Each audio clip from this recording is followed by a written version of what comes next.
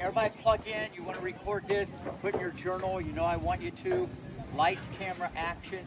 Question, how many of you guys like overhead? How many of you guys love overhead? Why? Because you can crush it.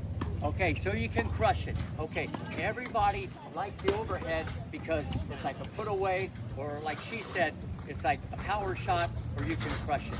But let me explain what goes on, especially since we have a lot of people here, like under 13. It's very important you understand. Just like I talk about on your ground stroke, the power comes from timing, and the power comes from the ground.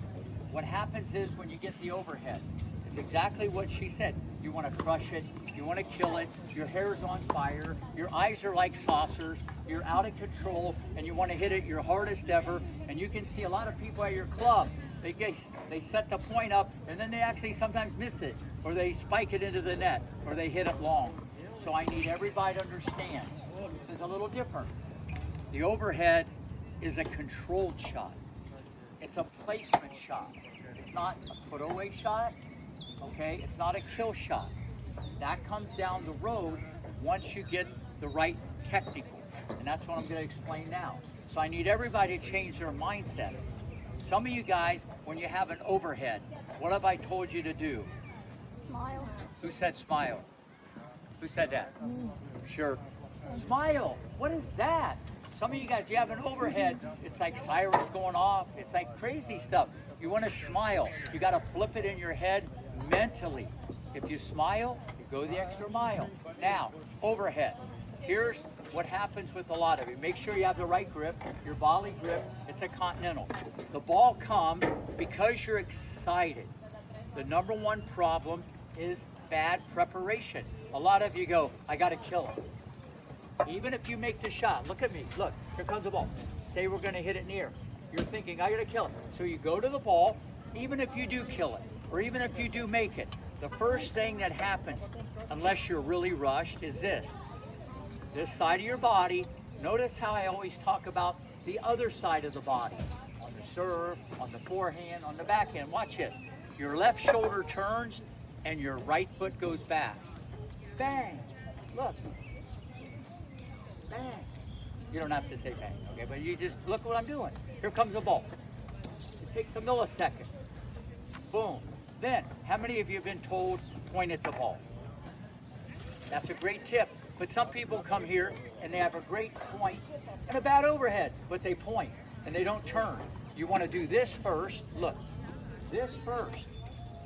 Point your elbow at the ball. If you point your elbow at the ball, what do you think happens? Anybody? Who said you turn? T-shirt. You turn, look, if I put my elbow at the ball, you can't go like, I mean, I guess you could do that, but that'd be kind of weird, okay? And then you do that. So you take it, left shoulder, right foot, elbow at the ball, and then you point. Very important that you guys you should practice this. 1, 2, 3. But in your mind, because you want to kill it, you don't think you have enough time. And sometimes you might not have enough time. So you'll just go like this. Okay. Look, I did everything right, but I did it quick. Very, very important. Now, when you hit this overhead, remember what I said. It's a placement shot. The power comes from timing. As you get bigger and stronger, 7, 8, 9, 10, 11, 12, the power will come. But you got to get control. How many times when you hit the overhead has someone said, you're opening up too soon, or stay sideways longer? It's usually because that's a good tip, and it might be the right correction, but it usually is a byproduct of not doing this. So if I do this, I'm going to do that. But if I do this, I'm going to be more connected when I hit the shot. Same concept as a serve. Left shoulder, right foot, elbow. Now watch this. The edge, the racket's back. The edge goes in, the edge goes down, the edge goes out, the edge comes up, and who do you high five? A giant. Okay, not a midget. Nothing against midgets. Look. Boom, I'm here. Now watch this. Edge in, edge down, edge out, edge up, high-five the giant.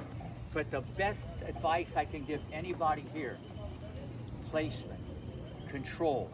Don't hit it hard.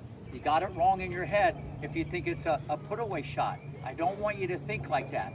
And with a lot of you that are practicing this, it's probably easier to, when the ball comes, for now, to practice letting it bounce, because a lot of you are going to hit it better when it bounces, because you're going to feel calmer. The situation can kind of make you calmer, and there's not as much judging involved. Did that make sense to everybody? Yes. Okay, next thing. How many of you guys like the net? How many of you guys love the net? How many of you guys are telling the truth? I got you. Okay. How many of you guys love the volley? How many of you guys love to miss volley? Yeah, right. How many of you guys love to miss overhead? How many of you guys love to get past? How many of you guys love to hit the volley out? How many of you love to hit it in the net? Why am I asking this question? Go ahead. Louder. Because the more you miss, the more you'll succeed. Hear what she just said? Louder. The more you miss, the more you'll succeed. Everybody say it together. The more you miss, the more you'll succeed. Louder. The more you miss, the more you succeed. Remember that. But a lot of you guys do this.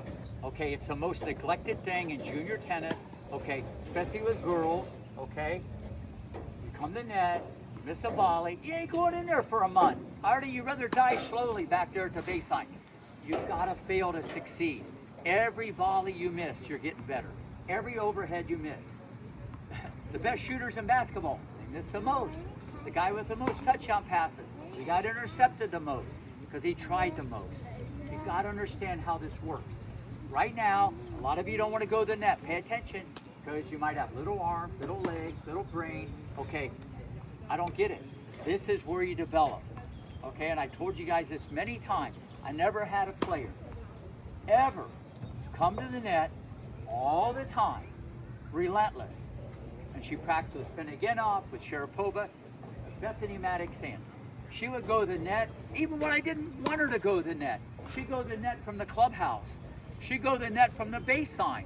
She'd take your second serve and come to net. Never won a national. Was never one of the top ones. Okay? She loved to play that 2-on-2 game because she had the mindset, I want to hit you with the ball.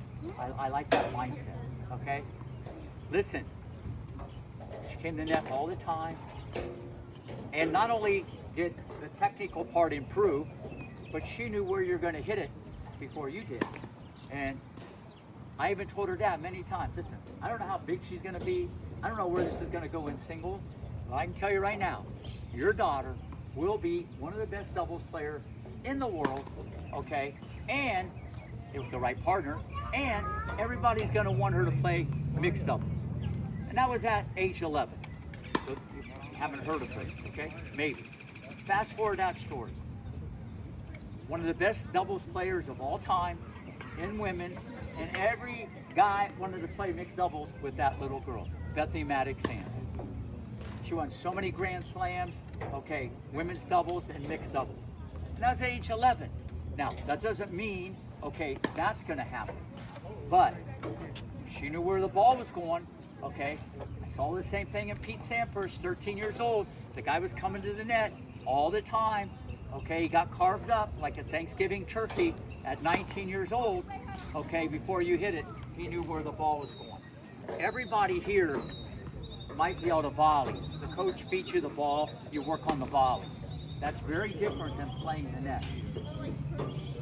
Anybody can stand up there and volley the ball, but anticipate, read, react. You got to feel it. And if you've been there, done that, and you can do that at a young age, let me tell you, you might play one match, listen, you might play one match, and you might be at the net 2 times because of the match. And then the next time, depending on the person you're playing, you might be there 20. And if you're there, and you've been there, done that in your mind, you'll feel comfortable. And if you're comfortable, there's a higher degree of possibility that you're going to execute the shot. It starts now. Now. I'm just telling you guys, I'm the messenger. If you want to do it, you'll do it. If you don't want to do it, you're not going to do it. So hopefully you put that in your journal. You know what to practice on. Practice is practice. So did everybody understand what today was about? 1, 2, 3. Bang! Oh, I like that one. I'll see you guys later.